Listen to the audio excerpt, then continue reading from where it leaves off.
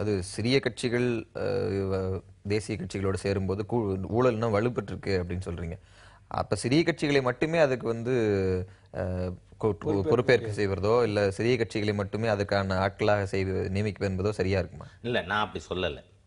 அதாவது ஒரு கூட்டணி ஆட்சின்னு வந்தால் சிறிய கட்சிகள் நிர்பந்தத்தின் மூலமாக ஊழல் இல்லாத ஆட்சி கொடுக்க முடியும் என்பது சரியில்லை. அதற்கு மாறாக பல விஷயங்கள் நடந்திருக்கிறது. அதை ஒரு தேசிய கட்சியினுடைய தலைமை பொறுப்பில் இருக்கின்ற பிரதமரே என் கூட்டணி தர்மம், கூட்டணி கட்சி தப்பு பண்ணிடுச்சு, ஊழல் பண்ணது அந்த கட்சி தான் காரணங்கிற மாதிரி பேசக்கூடிய ஒரு சூழ்நிலை உருவானதை நாம் பார்த்தோம். ரெண்டாவது, இந்த சிறிய கட்சி அதை தடுக்கவும் நினைக்கல, அதுவே தப்பு பண்ணியிருக்குங்க. நீங்கள் நாம் பொதுவாக இந்த 66 ஆண்டுகளில் தேர்தல் தொடர்பாக, மக்கள் பிரதிநிதித்துவ சட்டம் தொடர்பாக பல்வேறு திருத்தங்கள், மாற்றங்கள் கொண்டு வரப்பட்டிருப்பது என்பதே நம்முடைய அனுபவத்தின் மூலமாக ஸ்திரமான ஆட்சி கொண்டு வருவதற்காக. நீங்கள் பார்த்தீங்கன்னா இப்போ ஆன்டி டிஃபெக்ஷன்லாம் இருக்குது, கட்சி தாவல் தடை சட்டம். அதை கூட ஆட்சேபிக்கக்கூடியவர்கள் இருக்கிறார்கள். ஏனென்றால் ஒரு கட்சிக்குள்ளே இருக்கக்கூடிய ஒரு எம்பி ஆர் எம்எல்ஏ அந்த கட்சியினுடைய விப்புக்கு கட்டுப்படுறதுங்கிறது அவருடைய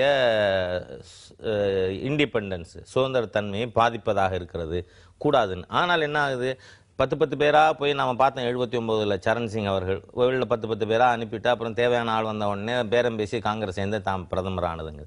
அப்போ இதையெல்லாம் பார்த்த பிறகு பல மாநிலங்கள், புதுச்சேரியிலலாம் 15 நாளைக்கு ஒரு சர்க்கார், கோவாவில் இந்த மாதிரியான ஒரு சூழ்நிலை வந்த உடனே கட்சி தாவல் தடை சட்டம் வர வேண்டிய அவசியமாச்சு.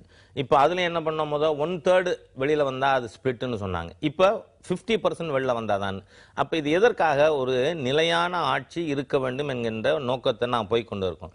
அப்படி இருக்கும் பொழுது பல்வேறு மாநிலங்களில், கேரளா போன்ற மாநிலங்களில் நாம் சிறிய கட்சிகள், ஒரு கட்சி இந்த கட்சி தாவல் தடை சட்டத்தை பைபாஸ் பண்ணிடலாம். ஏன்னா இருக்கிறதே 5 எம்எல்ஏ, அந்த 5 எம்எல்ஏ இங்கேயும் பேரம் பேசலாம், அங்கேயும் பேரம் பேசலாம்.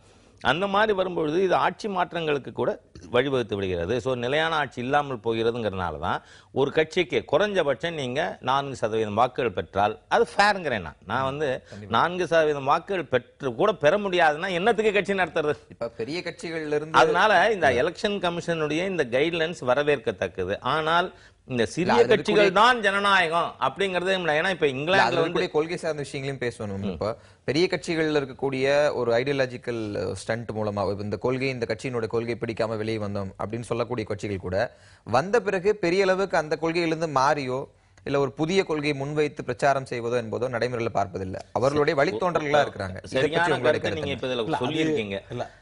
அது வந்து நம்ம ஏற்றுக்கொள்ளலாம். அதுல சில பேர் வந்து அவங்க எந்த நோக்கத்துக்காக கட்சி ஆரம்பிக்கிறாங்களோ அந்த நோக்கத்திலிருந்து மாறுபடுகின்றாங்க. ஆனால் வெளியே வருகின்ற போது சில முற்போக்கான கருத்துக்களை முன்வைக்கிறாங்க. இப்போ காங்கிரஸ்லேருந்து வெளியேறிய சரத்பவாராக இருக்கட்டும், அல்லது பிஜேபியிலேருந்து வெளியேறிய எடப்பாடியாவாக இருக்கட்டும், ஏன் தமிழ்நாட்டில் இவங்க சிறிய கட்சிகள்ன்ற பேசும்போது நான் என்ன மாறுபடுறேன் அப்படின்னா, இப்போ ப. சிதம்பரம் கட்சி ஆரம்பித்தார், மக்கள்கிட்ட சொன்னார். மூப்பனார் கட்சி ஆரம்பித்து மக்கள்கிட்ட சொன்னார். இன்றைக்கி சிவாஜி கணேசன் அவர்கள் கட்சி ஆரம்பித்தாங்க, பாக்கியராஜ் அவர்கள் கட்சி ஆரம்பித்தாங்க, இன்னும் எத்தனையோ டி. ராஜேந்திர அவர்கள் கட்சி ஆரம்பித்தாங்க. ஆக தமிழ்நாட்டில் மட்டுமல்ல, இந்தியாவில் கட்சிகள் ஆரம்பிப்பது என்பதும் அவர்கள் மக்களிடத்தில் கொள்கைகளை சொல்வது என்பதும் மக்களை சந்திப்பதும் என்பதும் அது அவர்களுடைய இந்திய சுதந்திர நாடு, மிகப்பெரிய ஜனநாயக நாடு, நமக்கு வழங்கப்பட்டிருக்கிற உரிமைகளின்பால் அவர்கள் கட்சி ஆரம்பிக்கப்பட்டு மக்களை சந்திக்கிறார்கள். மக்கள் அவர்களை அங்கீகரிக்கிறார்களா இல்லையா என்பதுதான் கேள்வி. ஆக அங்கீகரிக்கின்ற அரசியல் கட்சிகள் தமிழ்நாட்டில் நிலைத்திருக்கிறது. அண்ணா ஏற்கனவே குறிப்பிடும் போது சொன்னாங்க, திடீர்னு ஒரு தலைமையில் நடவடிக்கை எடுத்தால் உடனே நான் ஒரு கட்சி ஆரம்பிக்கிறது, அது 1 சீட் 2 சீட்டு கட்சி ஆரம்பிக்கிறது அப்படின்னு பார்த்தா, நீங்கள் தமிழ்நாட்டில் திமுக எப்படி உருவாச்சு, அண்ணா திமுக எப்படி உருவாச்சு, திராவிட கழகத்திலிருந்து திராவிட முன்னேற்ற கழகம் உருவாச்சு, திராவிட முன்னேற்ற கழகத்திலிருந்து அனைத்து இந்திய அண்ணா திராவிட முன்னேற்ற கழகம் உருவாகி இன்றைக்கு ஆட்சி கட்டில் 3வது முறை அமர்ந்திருக்கிறார்கள்.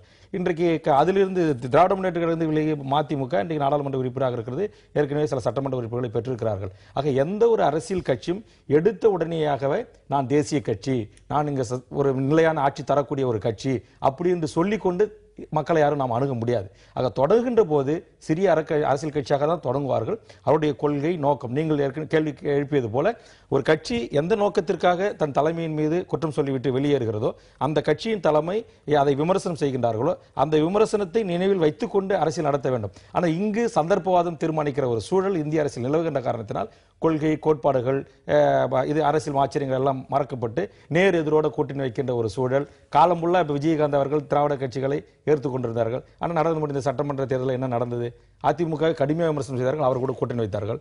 பாமக எந்த திராவிட கட்சிகளோடும் ரொம்ப எளிதாவே கூட்டணி தர்மம், தேர்தல் உடன்பாடுங்கிற வார்த்தைகள் பயன்படுத்தப்படுது. நம்ம தொடர்ந்து பேசுவோம்.